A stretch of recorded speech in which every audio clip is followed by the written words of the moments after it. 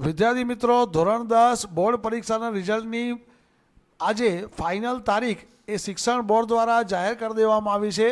તો મિત્રો આગળ આપણે ન્યૂઝ જોઈએ તો આજે વીટીવી ગુજરાતી જે ન્યૂઝ છે એ ન્યૂઝમાં એક આર્ટિકલ આવ્યો છે કે ધોરણ 10ની બોર્ડ પરીક્ષાનું પરિણામ એ 11 મે એટલે કે પરમ દિવસે સવારે 8 કલાકે બોર્ડની ઓફિશિયલ વેબસાઇટ www.gseb.org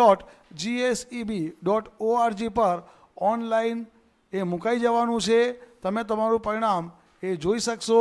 તેમજ એક વોટ્સએપ નંબર છે, આ વોટ્સએપ નંબર ઉપર પણ તમે તમારો સીટ નંબર એ સેન્ડ કરશો તો તમારું પરિણામ એ તમને આપી દેશે.